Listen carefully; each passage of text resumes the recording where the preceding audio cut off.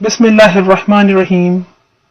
آج کی کہانی کا نام قیامت کے آثار، انتباہ کا آغاز۔ دنیا ہمیشہ سے اپنے اختتام کی طرف رواں دواں رہی ہے، مگر انسان اپنی مصروف زندگی میں کھو کر اس حقیقت کو بھلا بیٹھا ہے۔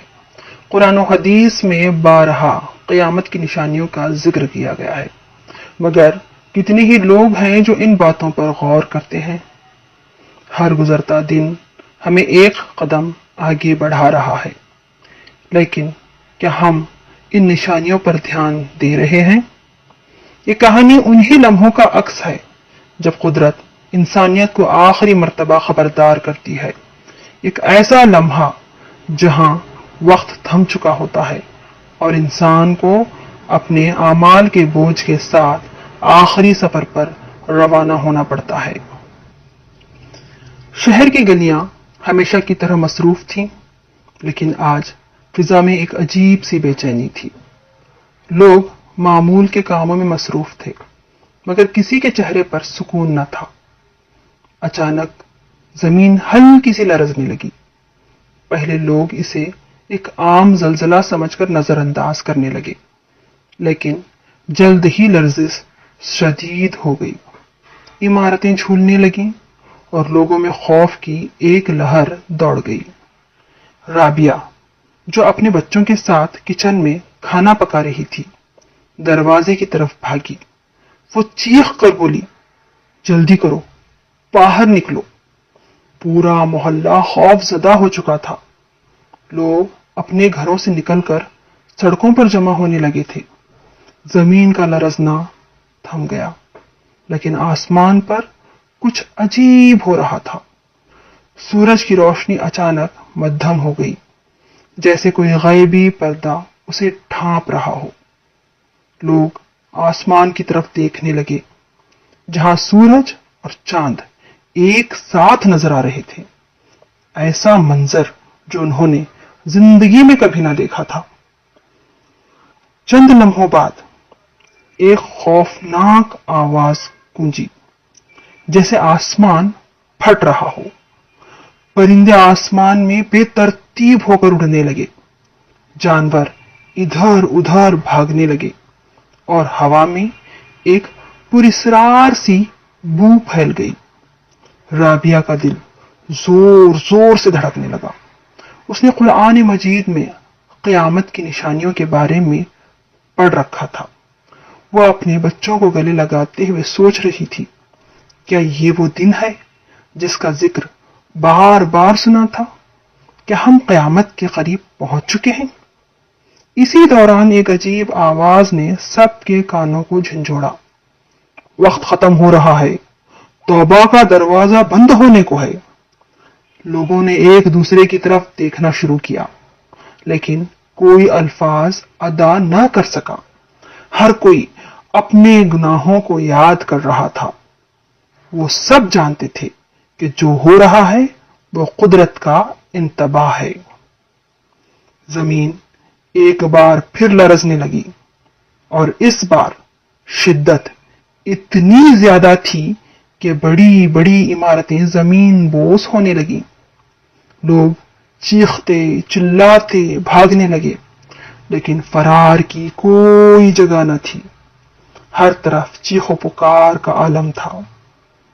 رابعہ کے شوہر یوسف نے اسے مضبوطی سے پکڑ لیا اور کہا، یہ سب ہمارے اعمال کا نتیجہ ہے۔ ہم نے زندگی بھر اللہ کے احکامات کو بھلا دیا تھا، اب معافی مانگنے کا وقت بھی شاید ہاتھ سے نکل رہا ہے۔ یہ کہہ کر یوسف نے وہیں سجدے میں گر کر توبہ کرنا شروع کر دی۔ رابعہ بھی اپنے بچوں کو لے کر زمین پر بیٹھ گئی اور روتے ہوئے اللہ سے معافی مانگنے لگی۔ اسی دوران آسمان میں ایک اور گونج سنائی دی، اے انسانوں، یہ وہ وقت ہے جس کے بارے میں تمہیں خبردار کیا گیا تھا۔ اب نہ کوئی سفارش کام آئے گی اور نہ کوئی مال و دولت تمہیں بچا سکے گی۔ رابعہ کی آنکھوں میں آنسو رواں تھے۔ اس نے بچوں کو اپنے سینے سے لگایا اور دل ہی دل میں دعا کی، یا اللہ، ہمیں ہدایت عطا فرما اور ہمارے گناہوں کو معاف کر دے۔ ہم تیری رحمت کے طلبگار ہیں۔ ہر طرف سے لوگوں کی چیخیں اور آہیں بلند ہو رہی تھیں۔ وقت تیزی سے گزر رہا تھا اور یوں محسوس ہو رہا تھا جیسے دنیا اپنی آخری سانسیں لے رہی ہو۔ اس خوفناک صورتحال کے درمیان رابعہ اور یوسف نے اپنے بچوں کو اپنے قریب رکھا۔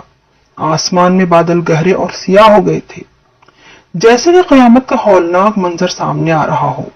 زمین کی لرزش نے ایک بار پھر شدت اختیار کی اور لوگ ایک دوسرے کے گلے لگ کر مدد کی دعائیں کرنے لگے۔ اسی دوران اچانک ایک روشنی کی کرن آسمان سے اترنے لگی جو لوگوں کو اپنی طرف کھینچ رہی تھی۔ رابعہ نے بچوں کو اپنے طرف کھینچتے ہوئے کہا، یہ کیا ہے؟ ہمیں یہاں نہیں رکنا چاہیے۔ لیکن یوسف نے اسے روکتے ہوئے کہا، ہوشیار رہو، یہ قدرت کی نشانی ہو سکتی ہے۔ روشنی کے درمیان ایک آواز گونجی جو ہر انسان کے دل میں خوف بھر رہی تھی، یہ تمہاری آخری آزمائش ہے، اپنے اعمال کا حساب دو۔ جو لوگ نیک تھے وہ آگے بڑھیں۔ رابعہ نے خوف زدہ ہو کر کہا، کیا ہم اپنے اعمال کا حساب دینے کے قابل ہیں؟ کیا ہم نے زندگی میں کبھی حقیقی طور پر اللہ کی رضا کے لیے کچھ کیا ہے؟ یوسف نے دل کو تسلی دیتے ہوئے کہا، ہمیں امید رکھنی چاہیے کہ اللہ کی رحمت سے کچھ بچ جائے گا۔ وہ اپنے بچوں کے ہاتھ تھامے آگے بڑھنے کی کوشش کرنے لگے، لیکن ماحول میں بڑھتے ہوئے دباؤ نے انہیں اور زیادہ خوف زدہ کر دیا۔ ہر طرف صرف زبردست چیخیں اور آہیں سنائی دے رہی تھیں۔ چند لمحوں بعد زمین نے ایک آخری زلزلہ محسوس کیا۔ اس کے بعد ایک آواز سنائی دی، جو لوگ اپنے رب کی طرف لوٹ آئے وہ بچ جائیں گے، اور جو نافرمان رہے انہیں عذاب کا سامنا کرنا ہوگا۔ روشنی کی کرنیں زمین پر گرنے لگیں اور نیک لوگ ان کی طرف کھینچے جانے لگے۔ رابعہ اور یوسف نے بچوں کو اپنے قریب کر لیا، لیکن ان کی حالت کو دیکھ کر ایک خوفناک حقیقت سامنے آئی۔ اسی لمحے وہ لوگ جو اپنی زندگی میں اللہ کی نافرمانی کرتے رہے تھے انہیں آہستہ آہستہ پیچھے دھکیلا جانے لگا۔ رابعہ کی آنکھوں میں آنسو تھے، وہ دل ہی دل میں دعا کرنے لگی، یا اللہ ہمیں معاف کر دے۔ آخری بار جب زمین لرز رہی تھی، اسی کے ساتھ ایک اور خوفناک آواز آئی، تمہارے اعمال تمہارے سامنے ہیں، اب تمہیں فیصلہ کرنا ہوگا۔ کیا تم اللہ کی رحمت کے طلبگار ہو یا اپنی برائیوں کے بوجھ تلے دبے ہوئے ہو؟ روشنی میں سے ایک اعمال کے حامل افراد کو آگے بڑھنے کا موقع دیا گیا۔ رابعہ نے اپنے بچوں کو پیچھے رکھ کر آگے بڑھنے کا فیصلہ کیا۔ یوسف نے اس کا ہاتھ پکڑتے ہوئے کہا، ہمیں کوشش کرنی چاہیے اور اللہ سے دعا کرنی چاہیے کہ وہ ہمیں بچا لے۔ لوگوں کی چیخیں اور آہ فغاں اب زور پکڑ رہی تھیں۔ اچانک زمین کی سطح پھٹنے لگی اور عذاب کے آثار نظر آنے لگے۔ رابعہ اور یوسف نے ایک دوسرے کو دیکھا اور کہا، ہمیں اپنے اعمال کا جواب دینا ہوگا۔ اسی وقت ایک بہت بڑی آواز گونجی، وقت ختم ہو چکا ہے۔ جیسے ہی یہ الفاظ گونجے سب کچھ خاموش ہو گیا۔ رابعہ نے اپنے بچوں کو سینے سے لگایا اور دل میں کہا، یا اللہ تیری رحمت سے امید ہے۔ وہ لمحہ آ گیا جب ہر انسان کو اپنے اعمال کا حساب دینا تھا۔ رابعہ اور یوسف کے دلوں میں خوف تھا مگر امید بھی تھی۔ کیا اللہ کی رحمت ان پر سایہ فگن ہوگی؟ کیا ان کی توبہ قبول کی جائے گی؟ یہ داستان قیامت کے آثار اور انسانیت کے آخری لمحے کی ہے۔ آج ہمیں اپنے اعمال کی ذمہ داری کا احساس کرنا ہوگا اور توبہ کرنے کا وقت کبھی نہیں کھونا چاہیے۔ اللہ کی رحمت ہمیشہ ہمارے لیے دروازے کھولے رکھتی ہے، بس ہمیں اس کی طرف لوٹنے کی ضرورت ہے۔